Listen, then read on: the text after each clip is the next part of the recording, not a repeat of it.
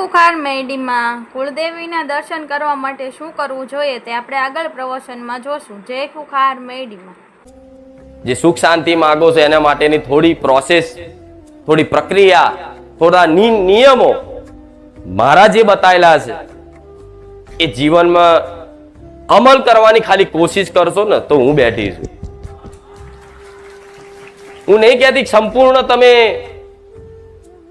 નિયમ બદ્ધ થઈ જાઓ, નિયમ પાક્કા પાડતા થઈ જાઓ, બધી રીતે તમે ધાર્મિક થઈ જાઓ. ના, આ સમયમાં કદાચ ધાર્મિક દેખાવ તો કદાચ કરીએ કે માણસ ચાંદલો કરીએ કે માળા પહેરીએ કે કોઈ એવા ધાર્મિક કપડા પહેરવેશ પહેરીએ કે, પણ ધાર્મિક તમારું મન, તમારું ચિંતન થઈ જાય તારે મારી વિશેષ કૃપા ફળે એવું માનજો. તો તમે આટલા સમયથી મારા ધામમાં જોડાયા છો, કોઈ 2 વર્ષ 3 વર્ષ, હું વધારે જોઉં છું તો આ બધા 2 વર્ષ ને 5 3 વર્ષ વાળા બેઠા છે. તો આજના દિવસે શાંતિથી એ વિચારજો કે માં, આજથી 1 વર્ષ પહેલા અમે તને ઓળખતા, તારા ધામમાં આવતા, તારું નામય સાંભળ્યું, પણ માં 1 વર્ષ પહેલાનું કદાચ હું વિચાર કરવા જાઉં ને તો બેઠા બેઠા ખાલી વિચાર કરજો કે જ્યારથી મારા ધામમાં તમે આયા અને એ મારા ધામમાં આયા પહેલાનું તમારું જીવન શું હતું. બધાને ખબર છે ને શું હતું? અને મારા ધામ સાથે જોડાયા પછી અત્યારે હાલ તમારું જીવન શું છે? જો કદાચ કોઈની પ્રવચન, કોઈના ઉપદેશ, કોઈની વાણી સાંભળવાથી તમારી અંતરાત્મામાં, તમારા મનના વિચારોમાં, તમારા ચરિત્રમાં જો કદાચ ધીરે ધીરે ધીરે ધીરે બદલાવ આવતો અનુભવ થતો હોય ને તો સમજી લેજો એ જ તમારા અસલ ગુરુ હશે. હું નથી કહેતી કે તમે મને માનો, હું નથી કહેતી કે તમે મારી દીક્ષા લો, મને માનો, બીજા કોઈ નહીં. ના, પણ હું તમને એક માર્ગદર્શન આલું છું કે જેને સાંભળવાથી, જેના દર્શન કરવાથી તમારા જીવનમાં શારીરિક, માનસિક ગમે તે રીતે બધી કદાચ બદલાવ ધીરે ધીરે ધીરે ધીરે ધીરે થતો અનુભવ થતો હોય ને તો એ તમે સમર્પણ ભાવ કરી દેજો મનથી. જો કદાચ સાક્ષાત કદાચ મારા રોમના દર્શન કરવા હોય તોય કરાવીશ ને તમારી ચામુંડ મહાકાળી ના કરાવવા હોય તોય કરાવીશ. તમે ઈચ્છો કે માં મારી માતાના દર્શન કરવા છે, માં મારી માતાને જોવીશ, માં મારા માતાનો પ્રેમ જોવીશ, માં મારી માતાની કૃપા જોવીશ, જો બધો અનુભવ ના કરાવું મને કહેજો. હું તમને નહીં માળા પહેરાવું કે નહીં કંઠી પહેરાવું કે નહીં તમને પરાણે બાંધું કે લો આજથી તમે મારા શિષ્યો ને હું તમારી ગુરુ. ના,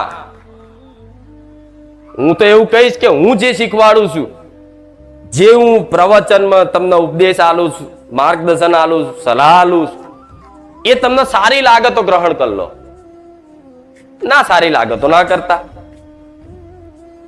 જે વાત સારી લાગે ગ્રહણ કરી લો, જે વાત સારી ના લાગે એને ગ્રહણ ના કરશો. પણ મારા કરતા કદાચ તમને બીજી જગ્યાએ કોઈ સાધુ સંતોની વાણી, કોઈ ઉપદેશ આપતા હોય સરસ જાતે, અને એ જગ્યાએ તમને જો કદાચ એવું લાગે કે ના આ ગ્રહણ કરવા જેવું છે તો હું મેરેડી જ ગ્રહણ કરાવું છું, કરી લેજો. સમજ પડી ને હું શું કહેવા માંગુ? કેમ કે હું રોજે રોજ હું અહીં બેહીને ઉપદેશ આલી શકતી, રોજે રોજ મારે તો નવું ઉપદેશ ને નવું જ્ઞાન, દરેકના અનુભવ મારે જણાવવા છે, બધી વાતો કરવી છે, પણ એટલો સમય હોય તો એટલી વ્યવસ્થા થતી નથી. એટલે આજે કદાચ તમને કોઈ ભગવદ ગીતા વાંચવાનું મન થાય, કૃષ્ણ લીલા જોવાનું કદાચ મન થાય, કોઈ મહાભારત કે રામાયણ જેવા કદાચ જે મોબાઈલમાં આવતા હોય કે સાંભળવા મળતા હોય, પણ જો એની ઈચ્છા થતી હોય, કોઈ પણ સિદ્ધ મહાપુરુષ હોય, સંત હોય, એની વાણીનો પ્રભાવ તમારા જીવનમાં પડતો હોય અને તમને ગ્રહણ થતું હોય ને તો તમે એવું માની લેજો કે હું રોમવાળી મેલડી અંદરથી ગ્રહણ કરાવું. એ મારી લીલા છે, એ મારી કૃપા છે. જેમ કે મારે તો હું એવું ક્યારેય નહીં કહું કે મેં તમને જે શીખવાડ્યું છે મેં તમને જે આપ્યું છે એનો મારો આભાર માનો. જો આ તો ખરેખરમાં તમે જોવા જઈએ તો આભાર માનવા આવ્યા હશો. માં તારો આભાર આભાર. પણ હાચી વાત કહું, જો તમે મારો આભાર માનો ને તો મને માતાને છે ને હૃદયમાં દુઃખ લાગશે. સમ આભાર પારકાનો મનાય, પોતાનાનો નહીં.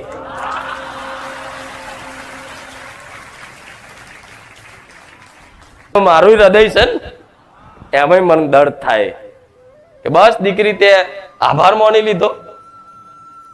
કેમ કે માં એના દીકરાને ખવડાવે, દીકરાને ભૂખ લાગી હોય અને માં એના દીકરાને ખવડાવે અને દીકરો એમ કહે કે મમ્મી થેન્ક યુ, પતી ગયું. એની માં બે લાફા મારે થેન્ક યુ વારી, તારી માં શું મારી ફરજ છે? આ શું ખોટું? એના ખોટું તો લાગે કે નહીં? હા, હજુ માસી ખવડાવે તો કે આંટી થેન્ક યુ. ઇંગ્લિશ બોલ નાખું છું થોડું થોડું. તો કે આ પાછા ભાષા થોડી સમજે એવા છો એટલે માસી ખવડાવે, કાકી ખવડાવે, તમે કહો કે આભાર કાકી, તો કે હા. પોતાની માં ને એવું કહો કે આભાર, પોતાના બાપ ને એવું કહો કે આભાર, તો બાપ શું વિચારે? આભાર શું માથે પડ્યો છે, મારે રાખવો જ પડશે ને ખવડાવવો જ પડશે. તો બધા માથે પડેલા છો તો મારા થોડી આભાર વાપરવાનું રહેશે. હા, શું ખોટું? પૂરેપૂરા માથે પડેલા મતલબ સમર્પણ ભાવ. માથે પડેલા મતલબ સમર્પણ ભાવ. અમારથી કઈ થાય એવું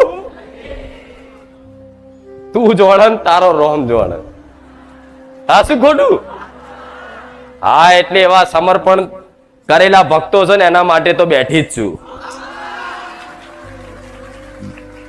જે સમર્પણ ભાવથી કદાચ મનથી જેને મને યાદ કર્યા વગર ચાલે નહીં, જેને મને જોયા વગર ચાલે નહીં, મને સાંભળ્યા વગર ચાલે નહીં, એના માટે તો હાજરા હજુર અતિ શું અને રહીશ. હવે તો હું તો એવું કહું છું, તમે મને યાદ ના કરતા.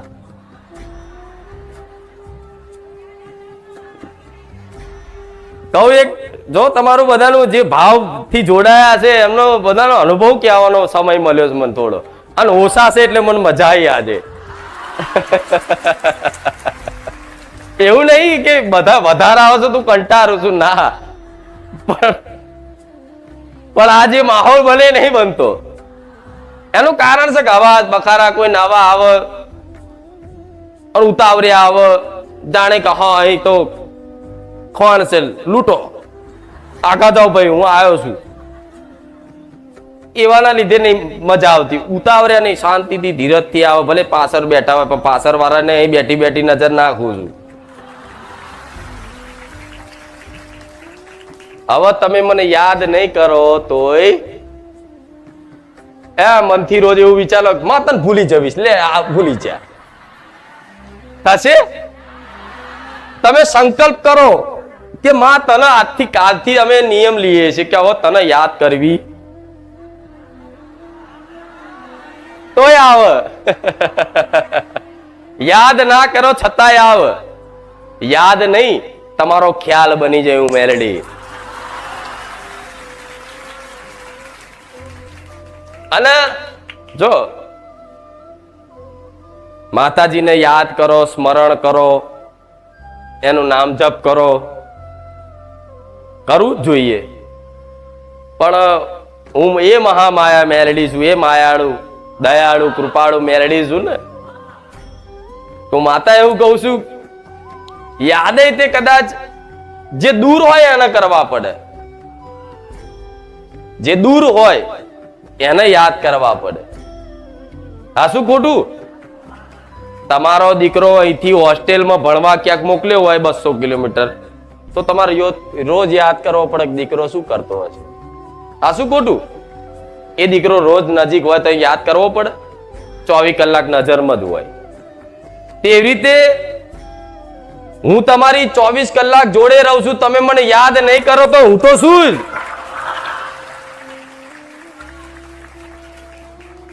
બીજી વસ્તુ,